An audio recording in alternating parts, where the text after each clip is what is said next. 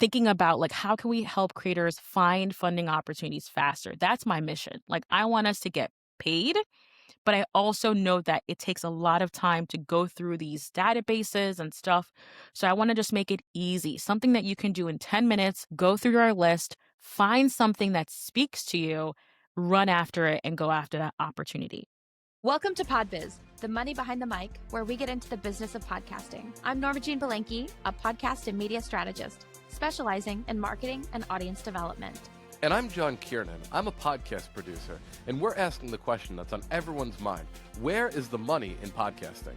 Each week, we talk to podcast industry professionals, marketers, and creators who are turning podcasts into a thriving business and making the industry what it is today. With real revenue, real strategies, and real results. If you're looking to grow or scale your show, and of course monetize, you're in the right place. So let's get down to PodBiz. Today we're joined by Danielle Desir Corbett, podcast strategist and host of the Thought Card and Road Trip Ready podcasts.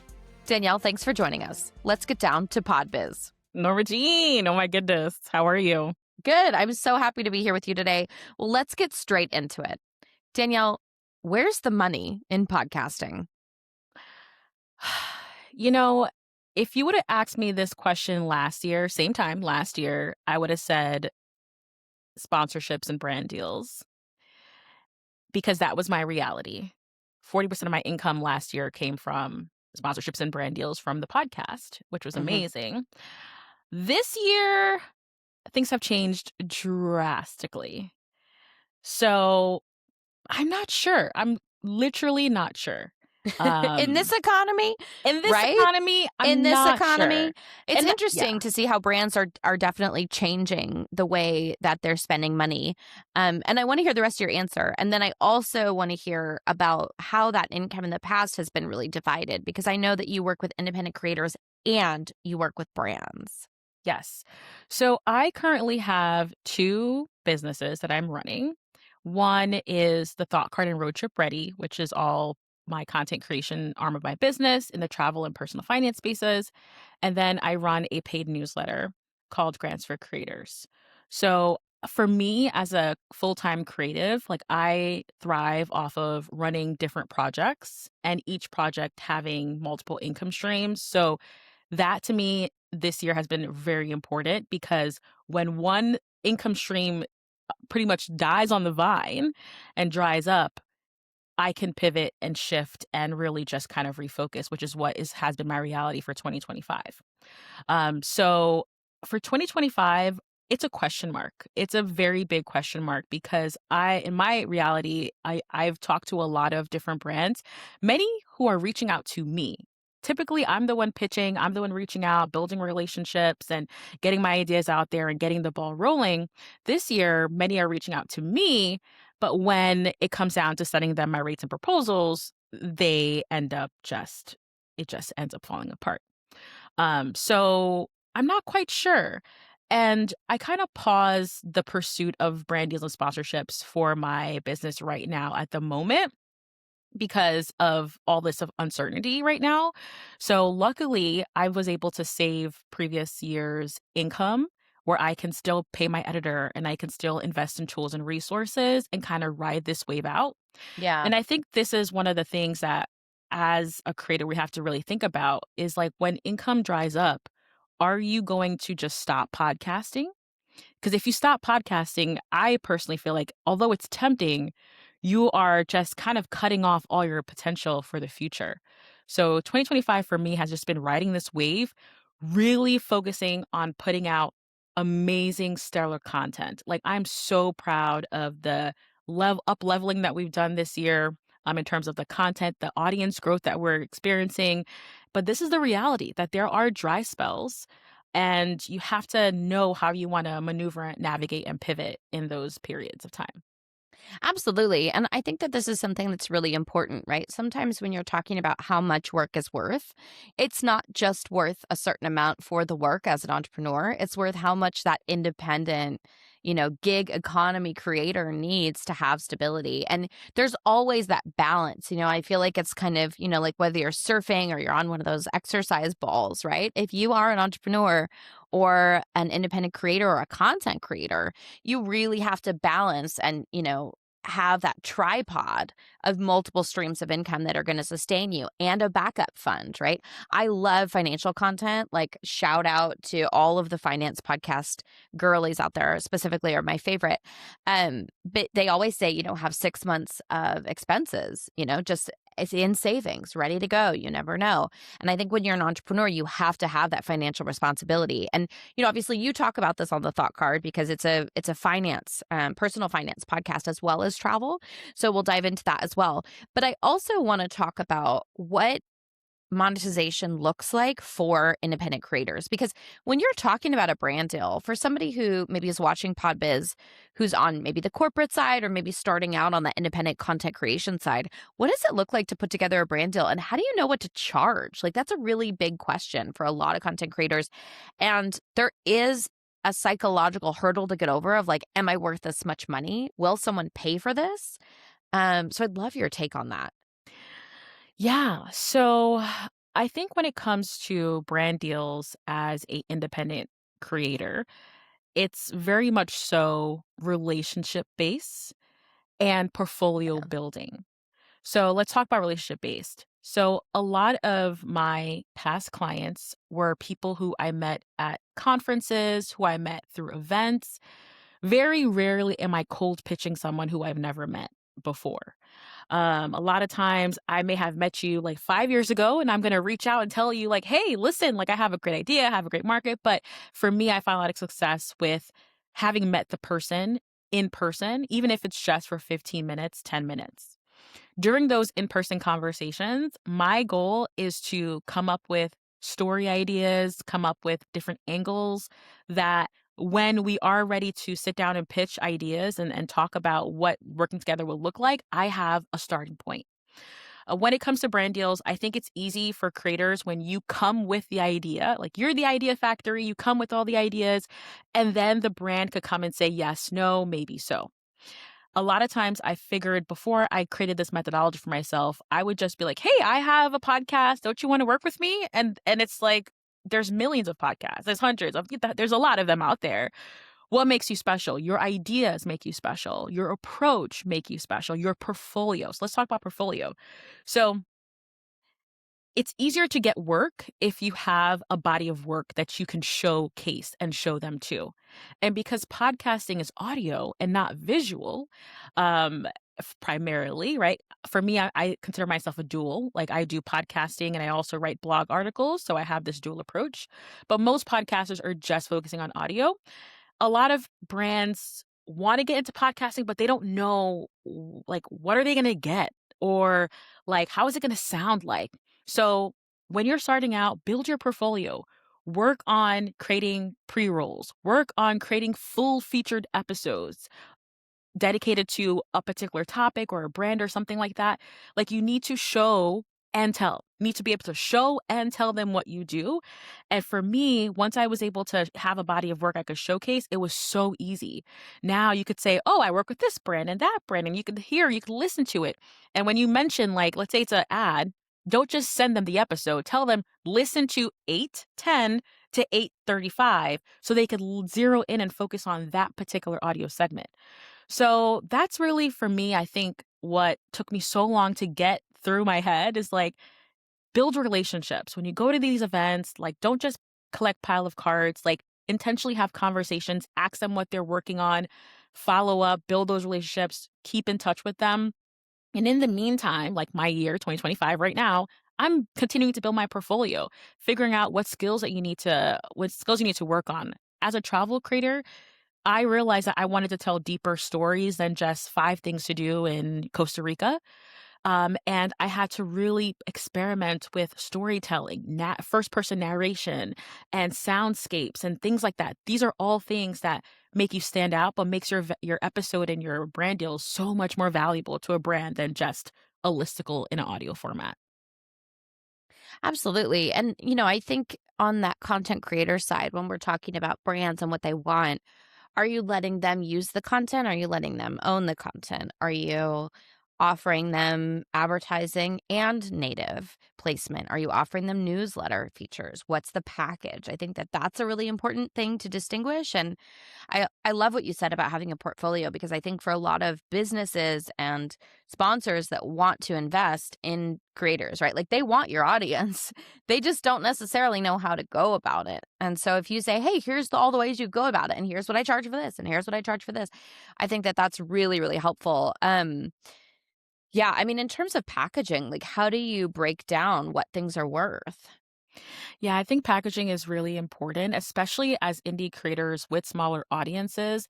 I do think that being strategic of what you include in a package, so that could be 3 to 4 deliverables for like a starter rate, for example, because everything you include in your package is a touch point.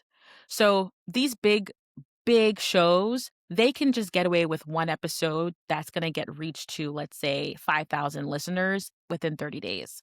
As a smaller show, I'm going to need more time. So, what I do, another way is to do, I'm going to need more time. Another idea for me is, okay, I can still get to 5,000, but I may need 2 or 3 episodes to get there within that same amount of time frame. So I just break it down and to think about realistically, like how can I get them to their goals as a brand? And I have to ask them. So you have to literally, you can't assume that you know what they want to work on. Ask them, hop on the phone, don't be shy, don't be a stranger, hop on the phone with them 20 to 15 minutes, talk about, hey, what would you want to get out of working together? Is it typically, it could be awareness, meaning that they just want to be associated with your brand. People, they just want to be like, oh, I was featured here, or they kind of want people to hear them over and over again. But then there's some brands who really want the clicks. They want the sales. They want the conversion. They want something to happen as a result. And you have to be very honest and realistic with yourself, is that, do I have the influence right now that my listeners will do what I say? For me, I have the extensive track record that I know my listeners take action on what I say. So I can feel very confident doing a conversion campaign because of the results that I've been able to get. But I think starting with awareness could be a really great place.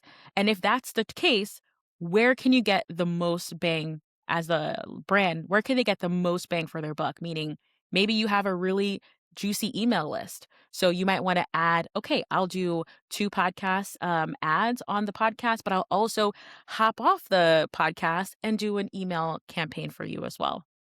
Absolutely. Maybe you're like really good at Instagram stories. You get a lot of engagement there.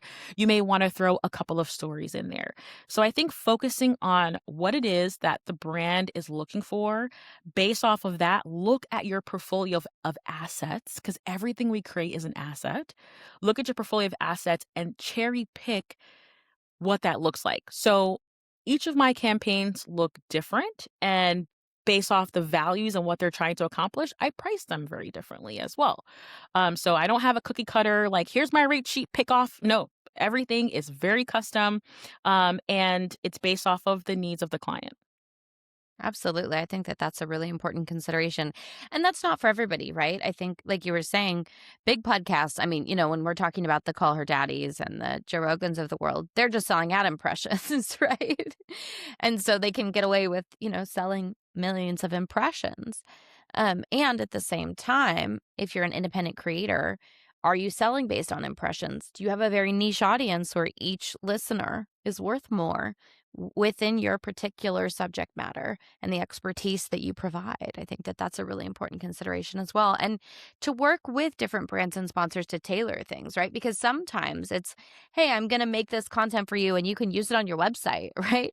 You're going to get articles that are going to push you to the top of search, right? You're going to get content that is valuable, that, like, if you had to hire an agency, it would cost more to make this. And so I think that as independent creators, that's a really big consideration, right? When you're talking to a brand, like, if they have to go out and hire somebody to make that content, it's not going to be as good. And it's going to be a lot more expensive if you have to hire an ad agency or a creative agency to make that for you, right? And so I think working with creators, they're getting a deal to start with. And I think that's a really important aspect as well.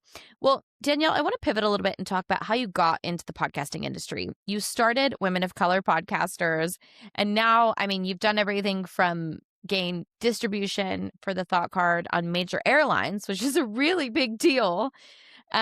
You also have a grant background, which we'll talk about a little bit later, but tell us a little bit about how your podcasting journey got started.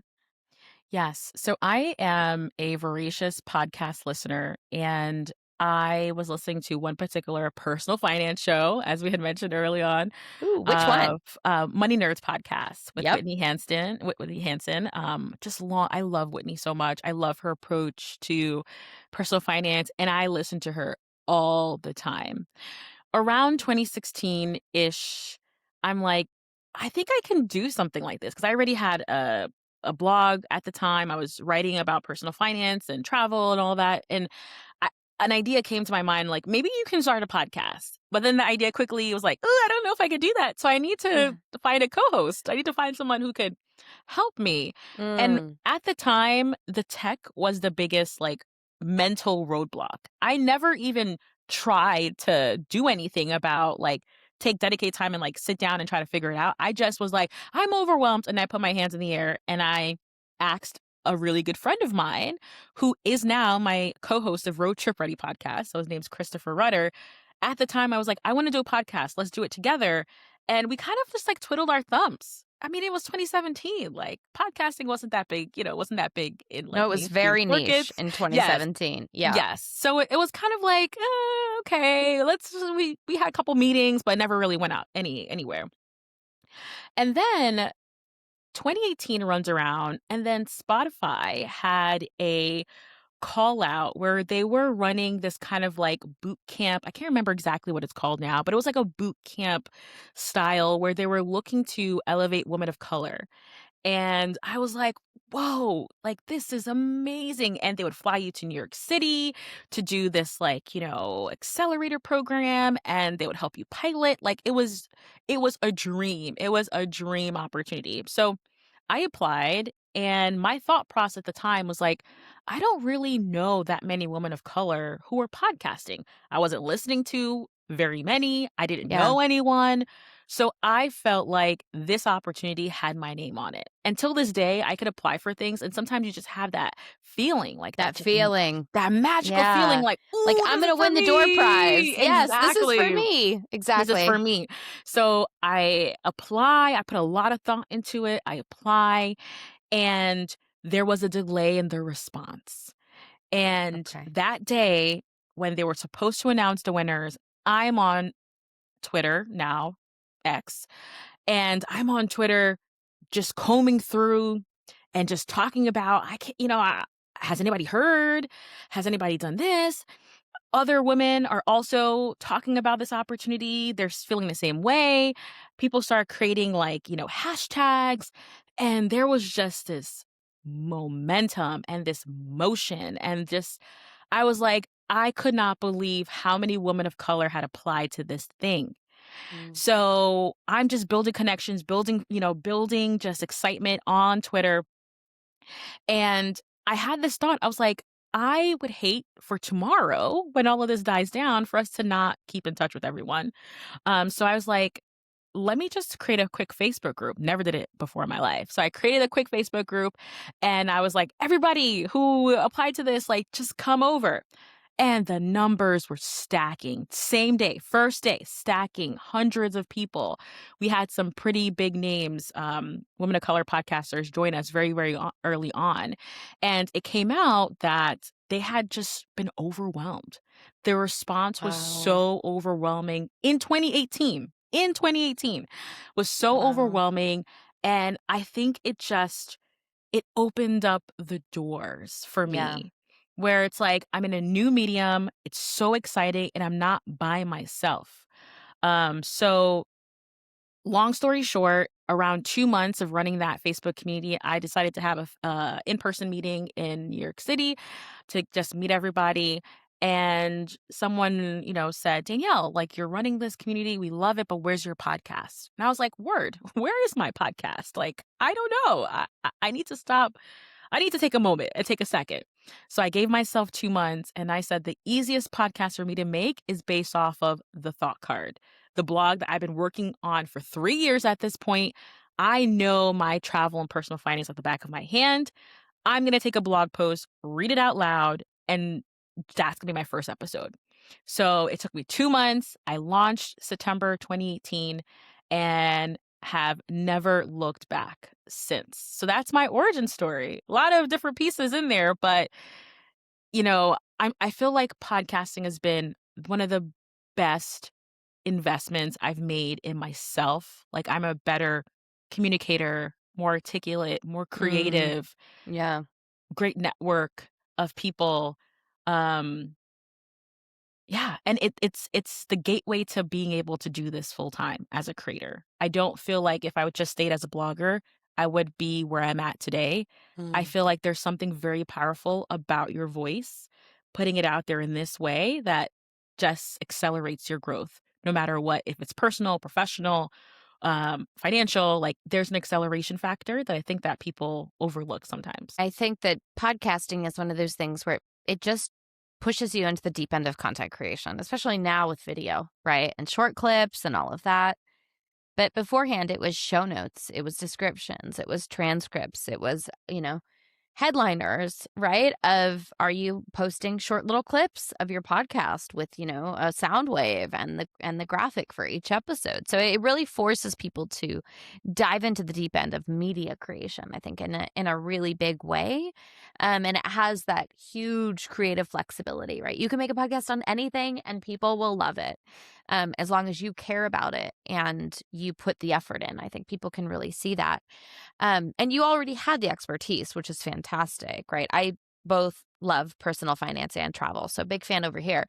Um, what would you say, is one key move or metric or even a mindset that's made the biggest impact on your success within the podcasting industry and also the clients and brands that you work with? Oh, ooh. There's a couple I feel like. One of them, one important thing that this comes from my mom. So this is like even transcends podcasting, but she always tells me like closed mouths don't get fed.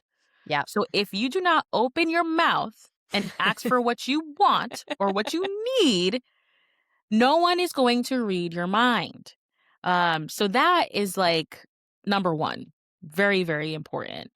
Just being vocal, being honest. Like even today, like I had a potential guest, a very high profile guest, and the PR company that's managing had this funky request. And I'm like, no, this is not going to happen. I want to keep the authenticity of my show. I want to keep certain things in place. So I have to be my biggest advocate. Okay, so that's number one.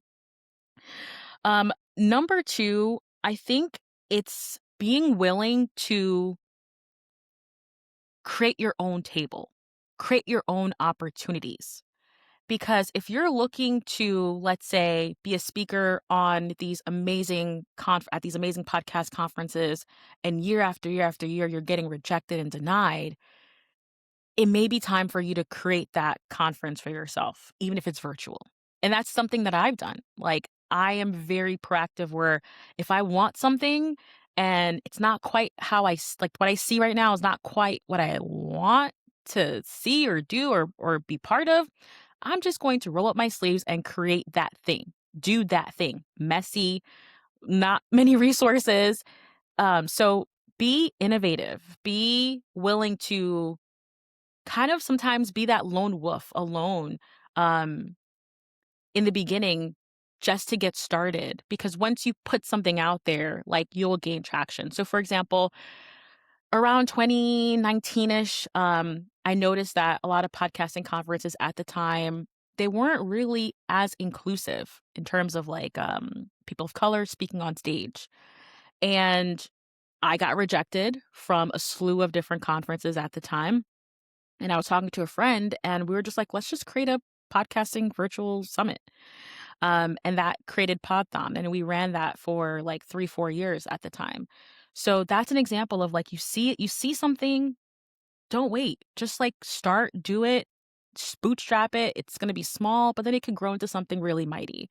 And then you become known as that person who created tables for other people, right? So I think my Yeah. legacy, hopefully, in podcasting is like I've done a lot of different things, but I've also created a lot of opportunities for people to stick with it Mm.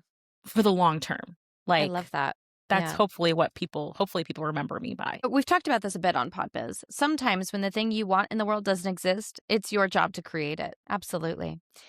Well, Danielle, you've done so many different things, right? You have created Women of Color podcasters. You have the Thought Card podcast, which we love.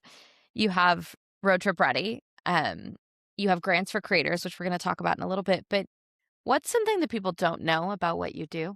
Well, I think a lot of people probably still assume that I run that community, Women of Color Podcasters, and Mm. I ended up selling it 2 years now, almost 2 years now. Yeah, about 2 years ago. About 2 years ago. And that sale really shifted how I think about content creation and in the media business also. I feel like a lot of indie creators, like, we're just focusing on building that thing. And then when that thing no longer can fit into our lives, we just shut it down, which was my initial reaction. That's what I wanted to do. I was like, I'm just going to just close this down. And it was so sad to just the thought of that. Um, but I've realized that, we are building assets that you can sell in the future, whether it's sell it as a whole or sell pieces of it. Yeah. What you're building is very, very, very, very valuable. And just because you're shifting, pivoting in your life, and you may not be able to show up the same way, there are other people in your community who may want to take that torch and just run with it. So I think that's something that people probably don't know about me personally, but also just the potential for them to sell what Mm. they're working on eventually in the future. Um, That's a really important yeah. point. I just want to talk about that for a second because I think when pod fade happens, right? People are like, I can't do it anymore. I got to just stop making this podcast. It's over. It had a start, it had a beginning, it had a middle, it had an end. But communities have value. And you created a really valuable community within the podcasting space. And somebody isn't necessarily just buying a podcast. They're buying a community. They're buying access to that community. They're buying participation in that community. They're buying all the relationships that that community has because you stayed on it for a bit afterward and, helped it grow and succeed. And I think that that's a really important aspect as well. But those communities that we create have value. And I really like that you said that. Yes, yes, yes, yes. So I'm so happy that that community can continue to live on, even though I Mhm. am not um, a decision maker or leader or anything of that sort right Yeah, now. So I think that's very, very encouraging for sure. absolutely. Tell us about grants for creators. Oh, okay. Um, Funny enough, like, I don't know what's happening on Threads right now, but like everything I post right now is going viral. I don't know why. And Grants for Okay. Creators is going viral right now, which has been quite amazing. So Grants for Creators, currently as it stands, because I have big visions for what it could be, but currently as it stands, it's currently a Substack newsletter where I research and I curate a list of funding opportunities like grants, fellowships, accelerators, anything with money attached to it for creative people. So that's podcasters, journalists, filmmakers, photographers, videographers, like anyone who's creating something, including a Mhm. business. Like, I am on the hunt looking for funding for us. And I share everything that I find in a monthly newsletter format currently. And that's And subscription based, right? People have to pay to yes, subscribe. What's the price yes. point on that? Currently, it is $10 a month or Okay, $100 a year. Yes. perfect. And for anybody So, out there yeah, who's an artist or a creator who's looking for money, you win one grant and that pays for itself, right? For many years. absolutely. Absolutely. There are a couple of reasons as to why I started this Substack, which at the time when I first started this in 2022, it was just a nervous, like, I'm building something that I don't see around. Like, I don't know if this is going to work. And if you, I don't know if this exists. I'm creating it. Here I'm we just go. going, and literally my pinned tweet right now on X is that post. Like, that post in 2022 is just like, I am petrified at this time. I'm going to put myself out there. Here's a list of like 10, 15 grants I found for this week kind of thing. Hmm. And the reason why I created that newsletter was because I love this word opportunist, but not in the evil sense. I love opportunity, like being able to take advantage or, take an opportunity and just run with it, like the Spotify contest that started in 2018 or any other like really cool opportunities that we see. Like I love taking opportunity. And I would share things I find with my friends via text message and things like that. But it was becoming so much. I was like, I think I'm being annoying. Like I'm sending stuff, no one's responding. It's just like, it just felt like, I don't know. I felt like I just wanted to kind of build a little community of people who are like really excited about grants like I am. So one day I was pregnant at the time, couldn't sleep, insomnia at 3 a.m. and something just woke me up.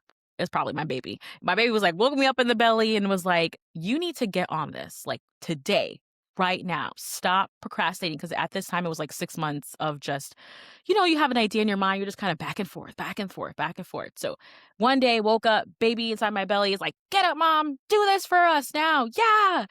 And I woke up 3 a.m., super pregnant. And I'm just like, what's the easiest way? I don't have time to build a WordPress website. I don't have time to to do all this HTML code and stuff. I just need to put it out there tomorrow. So I remembered that I will follow a couple of creators on Substack. Substack is big right now, but Yes, back it is. then, Substack is having its moment. its No, moment. but back then it was like a podcast. It was niche. Yeah, Oh, it was yeah. very niche. Yeah. And it was just, but I liked the format. And when I went on their page, it was talking about how easy it is to get started, which it's very, very easy, just to confirm. So I overnight, while I'm in bed, I was literally creating my Substack and putting together my first set of grants that I found. And because this was an untested idea, I didn't know anyone at the time in the creator space who's doing this. And still today, 3+ years later, no one is doing this at scale still today. Wow. And I said, you know what? I'm going to just try this for free. And I'm just going to put it out there because I also wasn't sure if I could find, can I Enough really grants, find? right, That's, right. I Are there wasn't enough sure. grants out there? Are there enough grants out there? Can I find them? Like, I can't make promises, but it was very time consuming, very time. So I knew if this popped off, I want to monetize this ASAP because it is painstaking work to find funding opportunities that are not on the first page of Google. So I kind of knew that long-term vision. And I just kind of started building.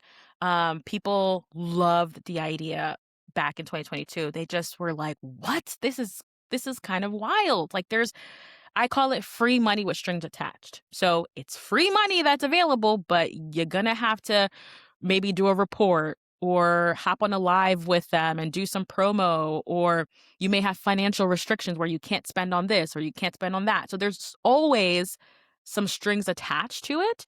But if you look at it, big picture, it's technically free money for us. So it started and it just went really, really well. We grew like to 500 subscribers like within a couple days. 1,000, 2,000, 3,000, 4,000. Today, 3 years later, we are super close to hitting 12,000 12,000 subscribers, not paid Wild. subscribers. Wild. 12,000 subscribers. And Do you I mind feel like sharing we're how many of best. those are paid? No, I can't say. I can't share how many of those Okay. are paid. Yes, yes, yes. Always gotta But ask. This is PodBiz. yes, but enough. We're making 5 figures a year Wild. of income. Just And from a Substack where you're sharing grants because you're doing that yes, research. You're putting in the time. yes, yes, yes. And I have a very small team that helps me, including my husband, who helps me to put everything together because it's not only like I'm not sharing just links. Like I have the creator eye, my team, we have the creator eye to look and evaluate, like look at this opportunity and say, can a creator really go after this? Because some grants don't say podcaster or they don't say photographer, which is super easy. Like you could, okay, that's obviously it's for a photographer. But some grants are kind of like, small business. It feels general and elusive. And we have to kind of like take that Read approach. between the lines. Exactly. Read between the lines. And we're really big on making it easy for creators to spot what they need very, very quickly. Because email format is it's just one big blob of, it's just one big list, right? So we spend special craft on like crafting the descriptions, thinking about like how can we help creators find funding opportunities faster. That's my mission. Like I want us to get paid, but I also know that it takes a lot of time to go through these databases and stuff. So I want to just make it easy, something that you can do in 10 minutes, go through our list, find something that speaks to you, run after it, and go after that opportunity. So and now I feel like, we were talking about at the beginning of the episode about how podcast sponsorships for me personally has dried up in 2025, but my grants work is just Blowing up. roaring. Yeah. And that's how it goes sometimes, Absolutely. That's how You it always goes. have to have 2 or 3 things going because one goes up, one goes down. Sometimes they're both, getting equal. Sometimes they're both up. You have to bring in extra support. It's that entrepreneurial, like situational awareness that I think is Yes. so important to always consider. And, you also mentioned before we jumped on today that you have a background within grants and public funding. And I also think that a lot of people feel like, oh, I don't have a background in podcasting. I don't have a background in grants. I don't have a background in media. There's always some job, some random thing where you got niche expertise and you never know. You never know what is going to be valuable later and how you can use it to create community and help those around you. I think that that's a really important point as well. Absolutely. And it is something that, like what I used to do in corporate as a grant administrator, there's a little bit of the finding grants elements, very little though. The majority of my job was like really project management. So they knew they wanted to apply for a grant. So I was pulling all the pieces together, making sure they're Yeah, but hitting I think just deadlines, having that awareness is valuable, having that right? Like just awareness. being Yeah, around it, right? I think a lot of the time if we don't have examples of certain success around us, it doesn't even occur to us to go for it. And so the absolutely. fact that you were in that world, it's like, okay, not only are you good at finding the grants, right, which is really great and sharing them with the community, but you're like, hey, actually, this is my trained eye that I've spent many years cultivating to Yeah. help you understand what you would need to get this grant, right? What description, right? What kind of creator they're looking for, what business would succeed with this funding. And so I think that tying all of that together is something where you never know, right? We never know in the future what our past experience will yield. And I think that that's a great point. Well, we're kind of near the end, but I just want to talk really quickly about your airline distribution because that is a very exciting update. It went pretty big on LinkedIn. I think everybody was pretty excited. So for everybody listening, here's basically what happens.